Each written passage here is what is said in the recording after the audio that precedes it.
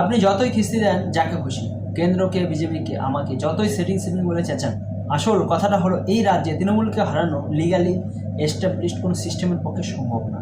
যে দলের মুখ্যমন্ত্রী ধরা পড়ে যাওয়ার সম্ভাবনা দেখে দলের নিজে আইপ্যাকের মতো বেসরকারি প্রতিষ্ঠানে ঢুকে পড়ে নিজেই ফাইল ছিনিয়ে আনতে পারে, যারা সরকারি কলেজে নৃশংসভাবে মৃত ডাক্তারের বডি ছিনতাই করে জ্বালিয়ে দেয়, হাসপাতালে ক্রাইম সিনে মিস্ত্রি লাগিয়ে সব প্রমাণ লোপাট করে দেয়, রাতে গুন্ডা পাঠায় ভাঙচুর করে বাকি প্রমাণ লোপাট করতে, কামদুনির রেপিস্ট আর খুনিদের ছাড়িয়ে আনে জুডিশিয়ার নাকের ডগা দিয়ে। তারা একটা আদ্যপান্ত গুন্ডা দল। প্রত্যেকে জানেন পঞ্চায়েত বা মিউনিসিপ্যাল লেভেলে অবধি এদের নেতাদের কত টাকা, কত বাড়ি, কটা অবৈধ সম্পর্ক, কী লেভেলের গুন্ডাগিরি তারা করে থাকে এলাকায় সবাই জানে। এক আধ ডজন নয়, প্রত্যেকে, কোনো এক্সপেকটেশন নেই কোথাও। লিটারালি এদের ইচ্ছা ছাড়া এলাকায় গাছের পাতাও নড়ে না, ফলে এডি পাঠিয়ে বা সিবিআই লাগিয়ে এদের কিছু করা যাবে, এই ভাবনাটাই ভুল।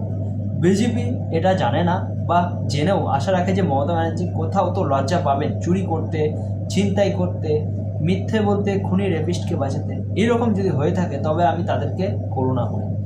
এই রাজ্যে গণতন্ত্র নেই, শাসনও নেই, আর আইনও নেই, শিক্ষা নেই, স্বাস্থ্য ব্যবস্থা ধুঁকছে। যদি তাদের যে সেকশনটা পড়ে রইল, যাদের কিছু জ্ঞানবোধ আছে এবং যারা এখনও ফাইট করতে চায়, তা সে যে পার্টিরই হোক না কেন, আমি লিখে দিতে পারি তারাও তাদের সন্তানদের এই রাজ্যে রাখবেন না।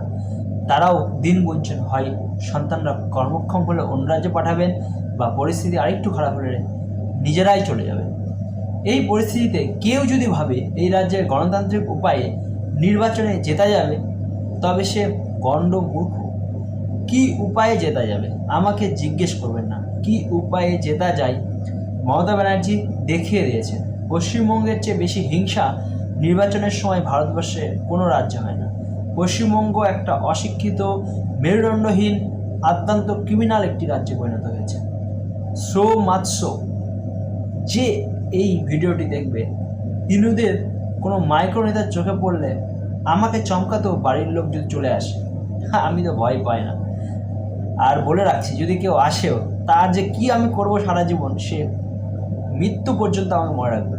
ফলে বিজেপি কতদিন রাজনৈতিক সতীপনা চালিয়ে সেটিং আছে গালি খাবে, আর তার গ্রাউন্ড লেভেলে ওয়ার্কারদের তৃণগুন্ডাদের হাতে উৎসর্গ করবে আমার জানা নেই। কিন্তু তারা যদি সত্যি মনে করে পশ্চিমবঙ্গে নির্বাচন জেতা সিভিলাইজেশনাল ব্যাটেলের জন্য জরুরি, যদি মনে করে অন্তত পশ্চিমবঙ্গে হিন্দুদের বাঁচানো তাদের দায়িত্বের মধ্যে পড়ে, তাহলে গণতান্ত্রিক সতীপনা দেখানো বন্ধ করুন। গুন্ডামির বিরুদ্ধে লজিক দিয়ে জেতা যায় না, চাপাতির বিরুদ্ধে কলম চলে না, মৌলবাদী ইসলামের বিরুদ্ধে উপনিষদীয় দর্শন চলে না। যা বুঝলেন তাই বলতে চেয়েছি, কারণ এটাই আসল কথা। পশ্চিমবঙ্গে এই মুহূর্তে আর সব রাজনৈতিক কথাই অর্থহীন।